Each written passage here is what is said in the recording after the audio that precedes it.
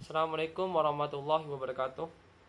Di sini kami akan mempresentasikan hasil kerja kelompok kami yang berjudul Ragam Bahasa dan Dialek Sehari-hari. Yang pertama-tama, saya dari kelompok 2 akan memperkenalkan anggota kelompok saya. Yang pertama ada Febiola Nuraini, NIM 2018 1037 0311 038. Yang kedua ada diri saya sendiri, yaitu Muhammad Aprianto Malian, NIM 2019 1037 0311 227. Dan yang selanjutnya ada Septia Andidita, NIM 2019 1037 0311 407. Dan yang terakhir ada Yanuar Ardiansyah, NIM 2019 1037 0311 411. Untuk yang pertama akan dijelaskan oleh saya sendiri, yaitu tentang bahasa Indonesia. Bahasa Indonesia yang merupakan bahasa ibu dari bangsa Indonesia yang sudah dipakai oleh masyarakat Indonesia sejak dahulu sebelum Belanda menjajah Indonesia.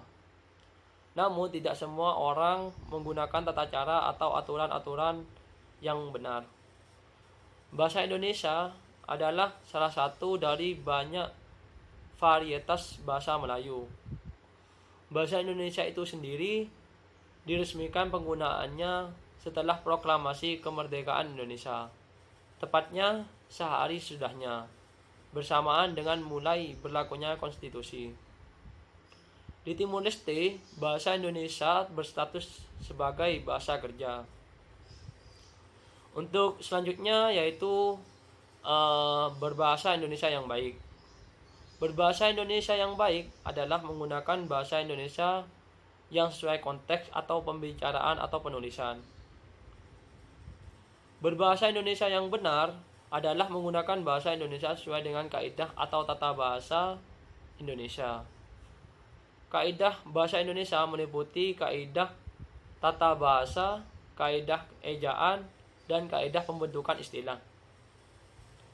Untuk kaidah tata bahasa dan kaidah pembentukan istilah berkaitan dengan bahasa Indonesia lisan dan tulisan. Penggunaan bahasa yang tidak memperhatikan kaidah tata bahasa akan membingungkan. Untuk slide selanjutnya, ragam bahasa. Ragam bahasa adalah variasi bahasa menurut pemakaian yang berbeda-beda menurut topik yang dibicarakan, menurut hubungan pembicaraan, kawan bicara, orang yang dibicarakan, serta menurut medium pembicaraan. Ragam bahasa tidak berfungsi sebagai atribut tetap seorang pembicara atau bahasawan yang kompeten biasanya menguasai berbagai jenis ragam bahasa dan mampu menyesuaikan ragam yang dipakai dengan situasi dan tujuan berbahasa. Untuk selanjutnya yaitu ada bahasa yang dihasilkan yang menggunakan alat ucap atau organ of speech dengan fonem sebagai unsur dasar dinamakan ragam bahasa lisan.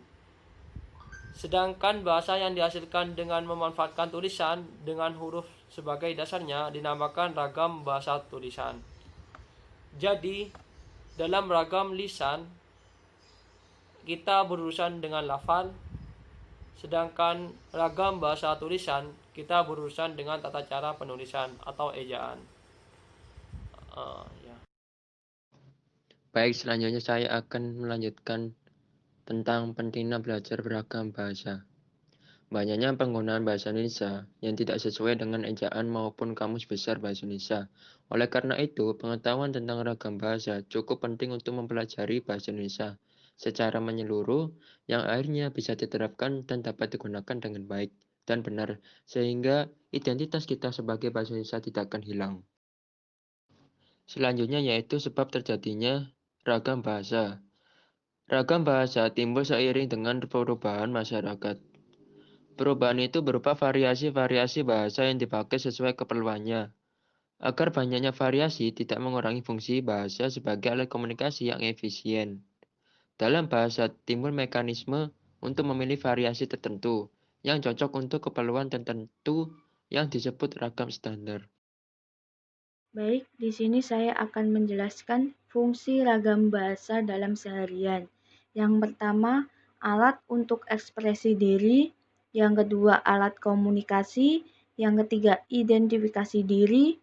Yang keempat, integrasi sosial. Yang kelima, alat adaptasi sosial. Yang keenam, interaksi sosial. Dan ketujuh, alat kerjasama. Macam ragam bahasa.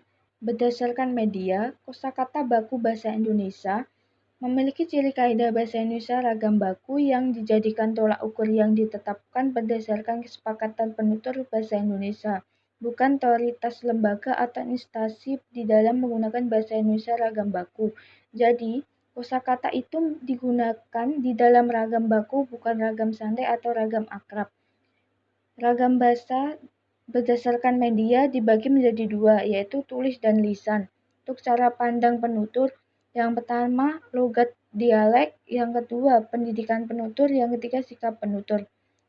Untuk topik pembicaraan, berdasarkan topik pembicaraan, ragam bahasa terdiri dari ragam ilmiah, ragam hukum, ragam bisnis, ragam agama, ragam sosial, ragam kedokteran, dan ragam sastra. Di sini ada contoh-contoh ragam. Yang pertama, ragam hukum. Dia dihukum karena melakukan tindakan pidana.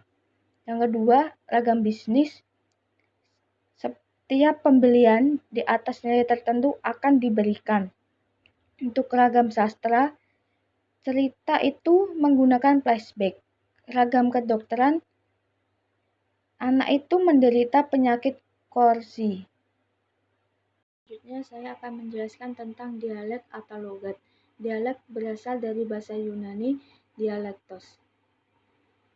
Dialek merupakan varian dari sebuah bahasa menurut pemakaian bahasa itu sendiri. Dialek biasanya digolongkan berdasarkan geografi, namun bisa berdasarkan faktor lain, misalnya faktor sosial. Sebuah dialek dibedakan berdasarkan kosakata, tata bahasa, dan pengucapan atau fonologi termasuk prosodi. Untuk itu, dialek pada mulanya ialah mod teritorial atau kata-kata di atas tanahnya yang di dalam perkembangannya menunjukkan kepada suatu bahasa daerah yang layak digunakan di dalam karya-karya sastra dan bahasa daerah. Di dalam perkembangannya, salah satu dialek bahasa daerah termasuk mulai diterima sebagai bahasa baku oleh berbagai daerah. Pemakaian dialek-dialek karena adanya unsur subjektif maupun objektif. Beberapa faktor yang menentukan diterima suatu dialek bahasa daerah menjadi bahasa baku dan negara adalah faktor politik, budaya, ekonomi, dan ilmiah. Yang selanjutnya yaitu macam-macam ideolek berdasarkan pemakaian bahasa. Macam-macam ideolek berdasarkan pemakaian bahasa sendiri yaitu ada 4 macam, yaitu yang pertama adalah dialek regional.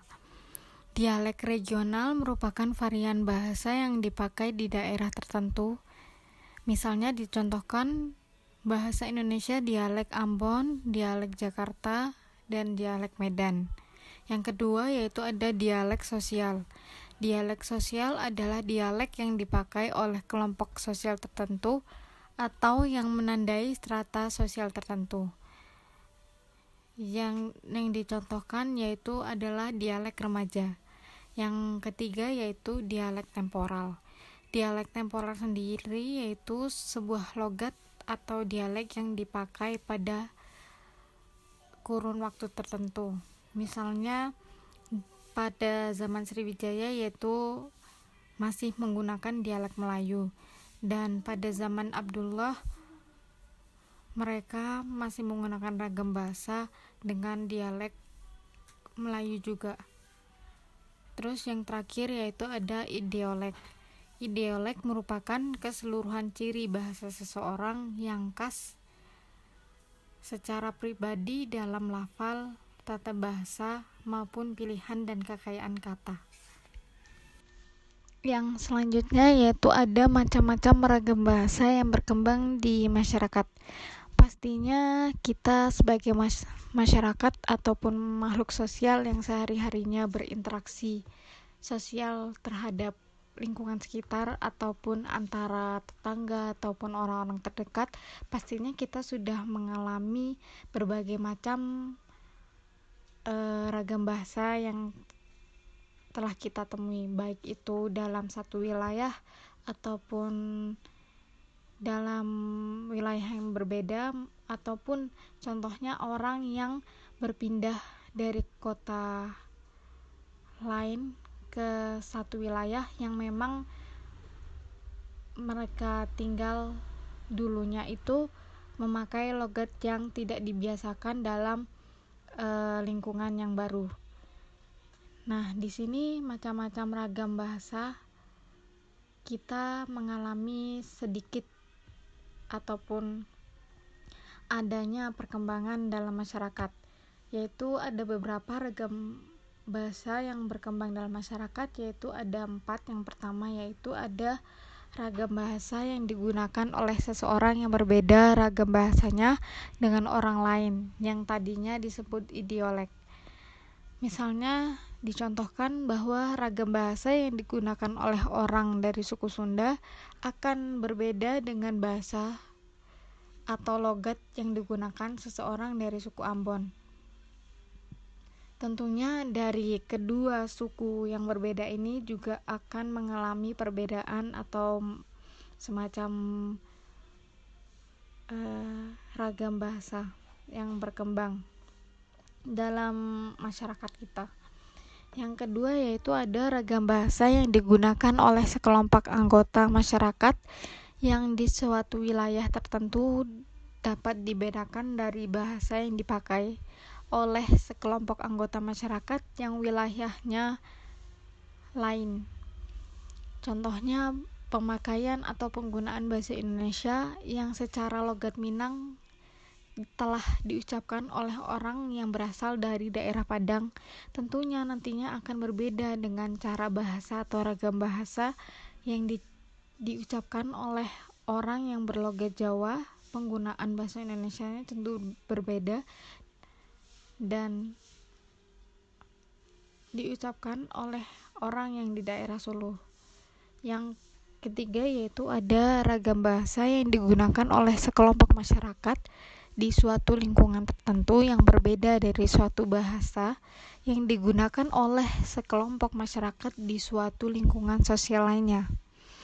Dimisalkan sebagai penggunaan ucapan atau ragam bahasa, baik itu logat atau yang lainnya, yang digunakan oleh orang-orang di lingkungan pasar akan tentu berbeda, sangat berbeda dengan ragam bahasa atau logat yang digunakan oleh orang di kantor ataupun sekolah.